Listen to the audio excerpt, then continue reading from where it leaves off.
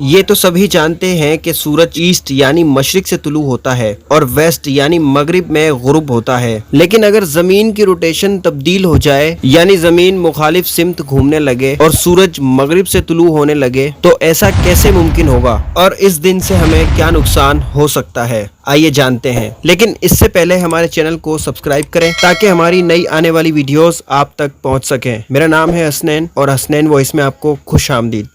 China کی packing university سے کچھ مہینے قبل یہ اپڈیٹ موصول ہوئی کہ زمین کی میگنیٹک فیلڈ پہلے کی شرح میں خطرناک حد تک پلٹ رہی ہے، لہٰذا زمین کا میگنیٹک پول پلٹنے کا امکان ہے، جس کے نتیجے میں زمین کا مشرق نیا مغرب ہوگا اور مغرب نیا مشرق ہوگا۔ ان کا کہنا تھا کہ ہماری زمین کی گردش کی رفتار کم ہو رہی ہے اور سائنس کے مطابق ایک دن اچانک زمین کی گردش چند لمحوں کے لیے رک جائے گی، لیکن زمین کی گریوٹی اور وزن کی وجہ سے زمین گھڑی وار گھومنا شروع کر دے گی۔ اگر ایسا ہوا تو 2 راتوں کے درمیان دن کے بغیر مسلسل 2 راتیں ہوں گی، پھر سورج مغرب سے نکلے گا۔ اور حال ہی میں نئی اپڈیٹ ہمیں موصول ہوتی ہے جس میں سائنٹسٹ کا دعویٰ ہے کہ مارس یعنی منگل گرہ پر اب سورج مغرب سے طلوع ہوتا ہے اور اس کے بعد ہماری زمین کی باری ہے۔ لیکن کیا آپ جانتے ہیں کہ اس حوالے سے ہمارے نبی حضرت محمد صلی اللہ علیہ وآلہ وسلم نے کیا فرمایا ہے؟ ہمارے نبی نے فرمایا کہ جب قیامت نزدیک ہوگی سورج مغرب سے طلوع ہوگا اور جب ایسا ہوگا تو کسی کی بھی توبہ قبول نہیں کی جائے گی۔ یہ دن قیامت کی بڑی نشانیوں میں سے ایک نشانی ہے۔ اس نشانی کو کچھ سائنٹسٹ بھی تسلیم کر چکے ہیں کہ ایک دن ایسا ضرور ہوگا، لیکن وہ پھر بھی ایمان نہیں لاتے کیونکہ ان کے لیے یہ جانکاریاں ہی حاصل کرنا ان کی کامیابی ہے۔ لیکن اہل ایمان کے لیے سب سے بڑی کامیابی وہ ہے کہ اس دن کے آنے سے پہلے اپنے رب کو راضی کر لے، کیونکہ اس وقت توبہ کے دروازے بند کر دیے جائیں گے، چاہے مسلمان اپنے گناہوں کی توبہ کرنا چاہے یا غیر مسلم ایمان لانا چاہے، کسی کی بھی توبہ قبول نہیں کی جائے گی۔ سبھی کافر اور گناہ گار اس نشانی کو دیکھ کر چلا اٹھیں گے اور توبہ کرنا چاہیں گے، لیکن اس وقت بہت دیر ہو چکی ہوگی۔ تو ہم مسلمانوں کو سوچنا چاہیے کہ ابھی بھی وقت ہے، ہم اپنے گناہوں کی توبہ کر لیں۔ نہ جانے کون سا دن ہم پر یہ نشانی لے کر